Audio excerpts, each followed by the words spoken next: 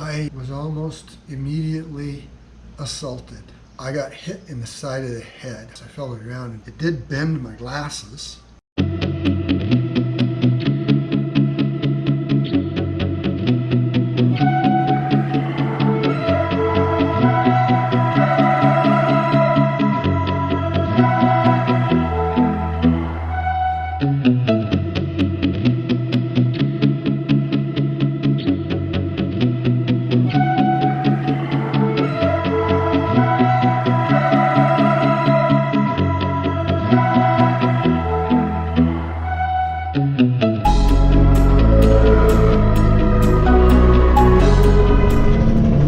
Material in this video, I decided to post it right away, and there won't be any stuff from buying the boat in this episode.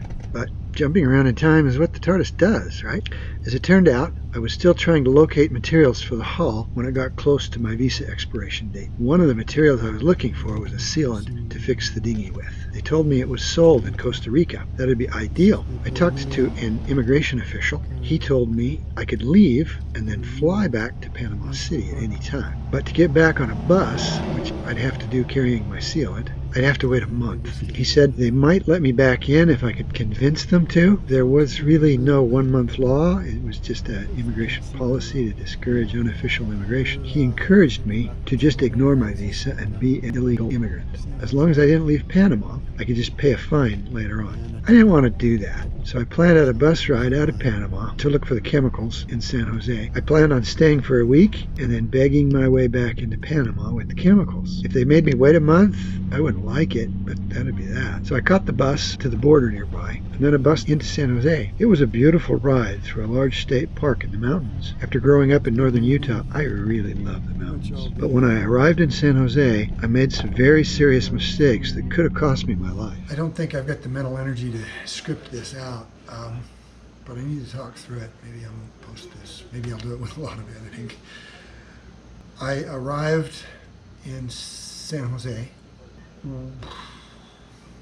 When I got off the bus, as is usual in Central America, there was a big cloud of taxi drivers everywhere pestering me. It's, in my opinion, never a good idea to take a taxi. They always charge 4 to 10 times as much as any other option. Today was an exemplary example.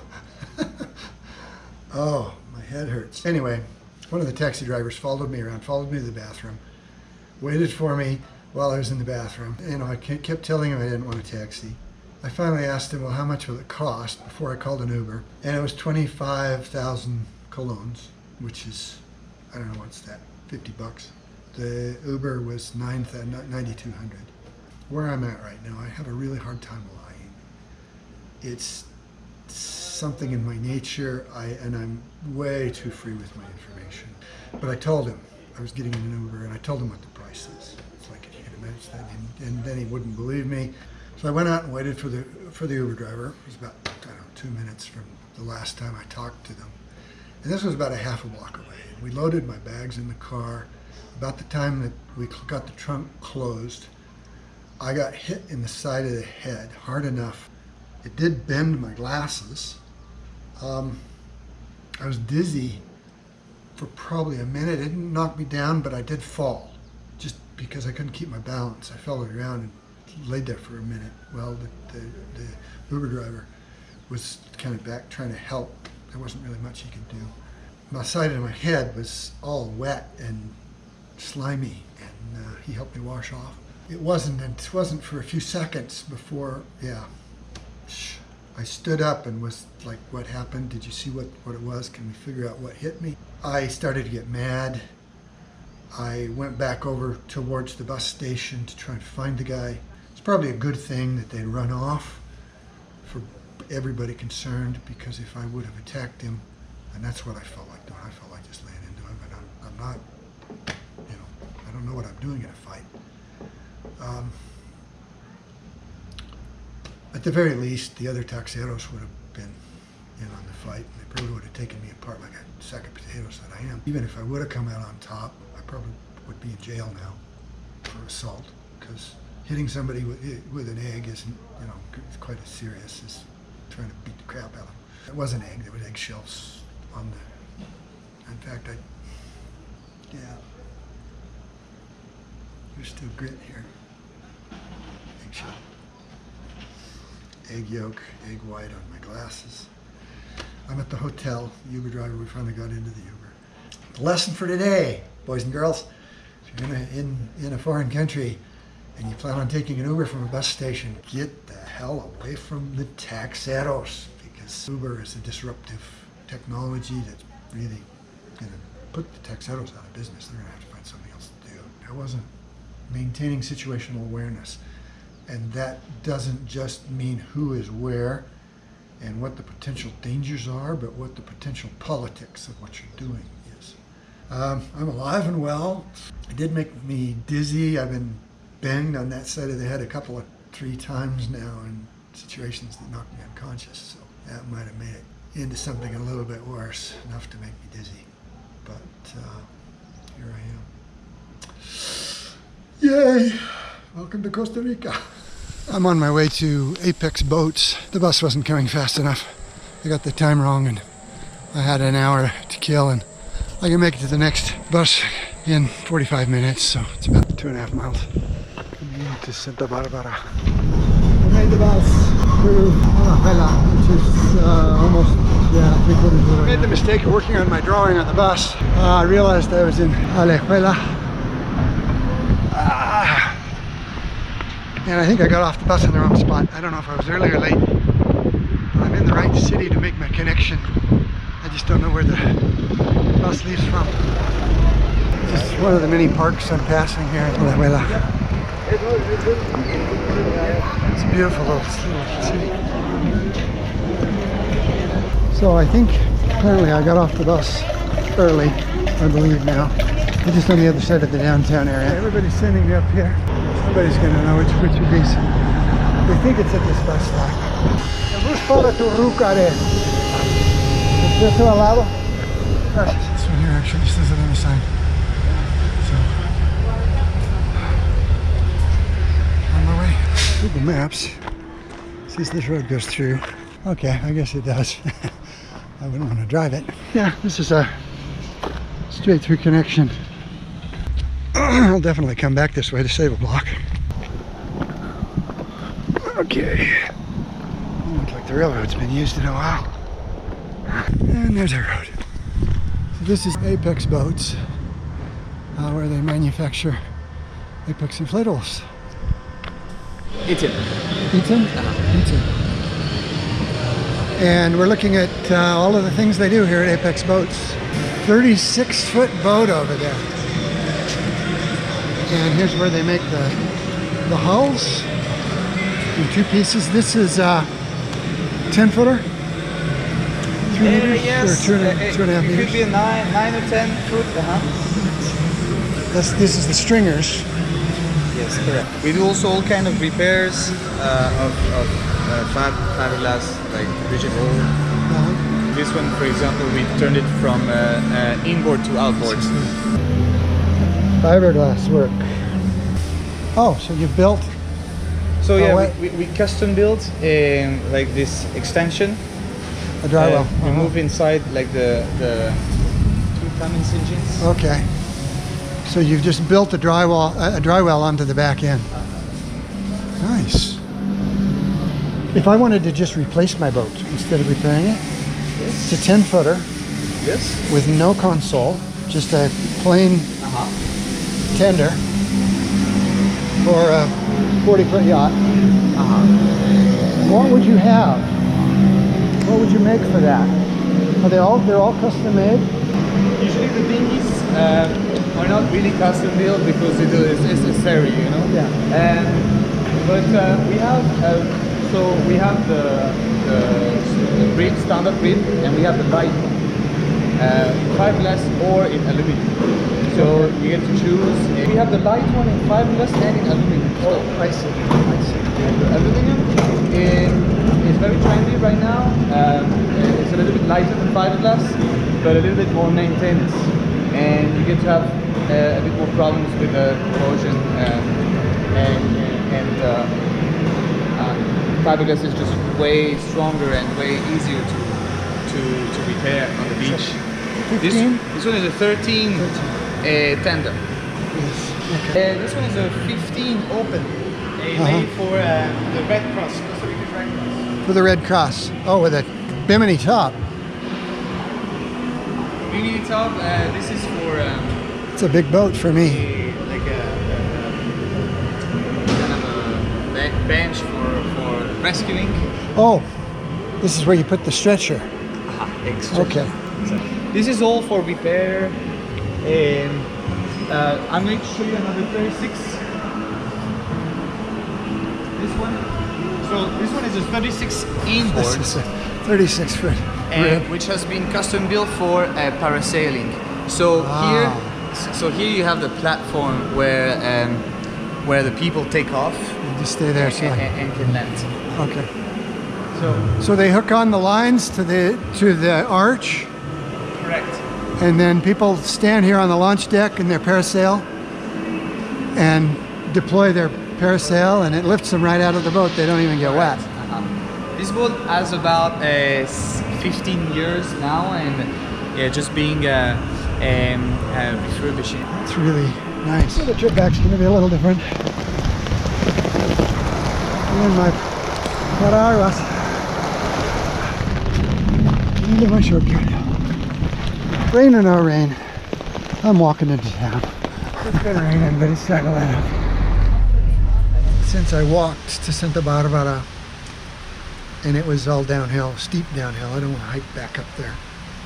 The lady on the bus I sat next to told me that if I wait here, there'll be a bus back to Biri. I'm off the bus finally.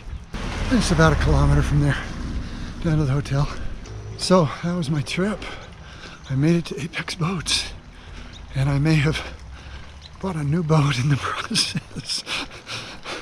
I don't know, that's going to be a hard decision.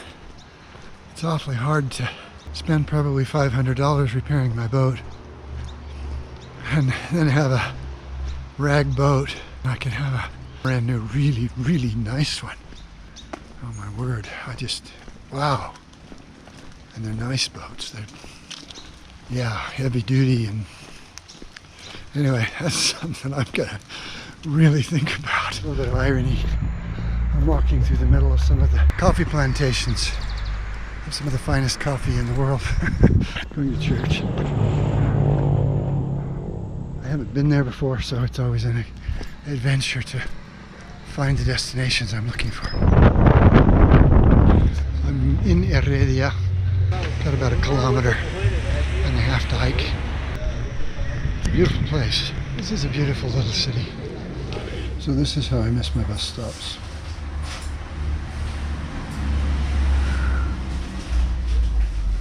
Oh, let's see, that's 3 inches diameter.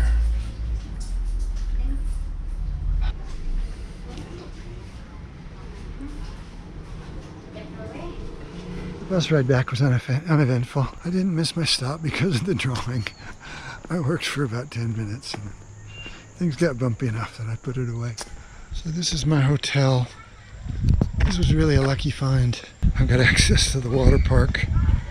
There's zip lines. It's a really nice place. It is in Central America, so the quality isn't quite the same as it is in the US. Whoa, that gets it dark. And there isn't a lot of lighting, so I'm not sure how I'm going to be shooting videos in here if I need to narrate in there. It's a squall. So a hostel would have cost me $10. And this room cost me $18. I'd strongly prefer a private room because it's more secure. I can keep my stuff in here in a way that isn't as public. So let's just take a little hike here.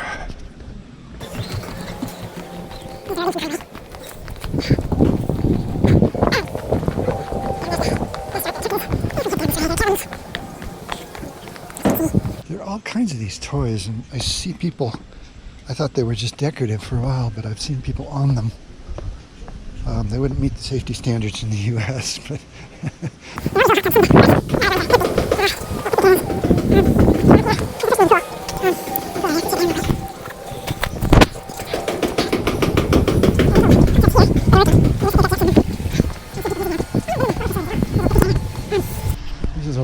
water slide. Empties into the main pool.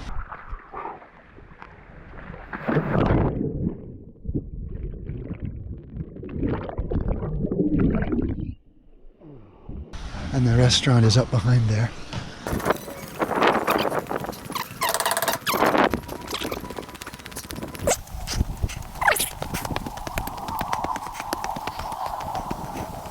There's two little slides here.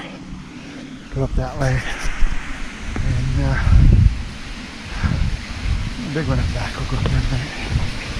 You know, this is all self-serve.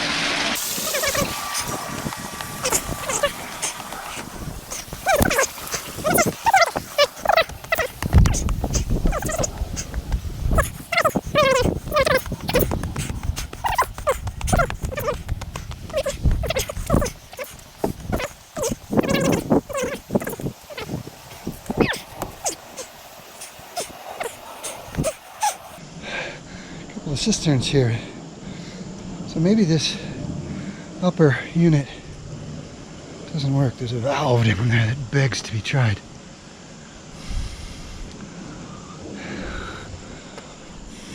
Quick way down.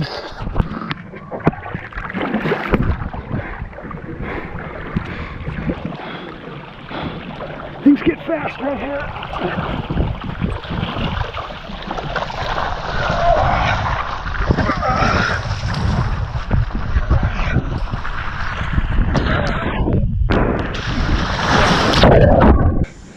But not now.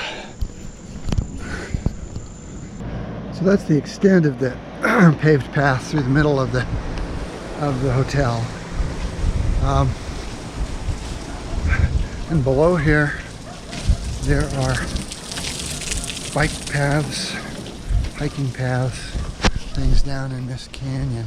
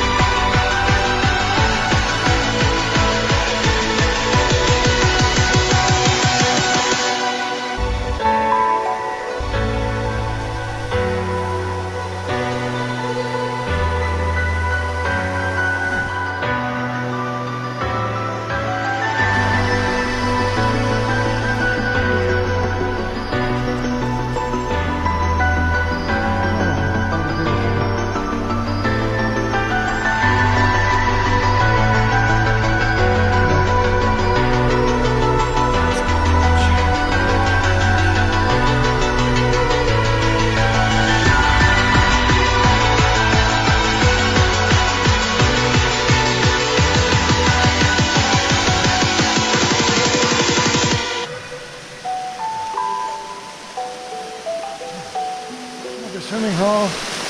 Looks like another one down there. Who knows what's further down? I don't have time.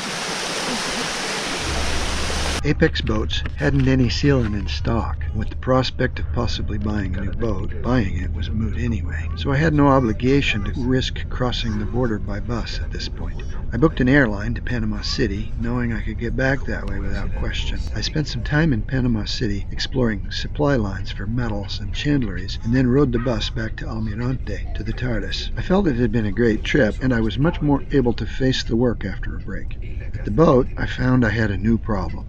Back from Costa Rica and the batteries were dead. I haven't hooked up the new ones yet. That's the little cheap solar panel controller. I know it's not supposed to be doing that.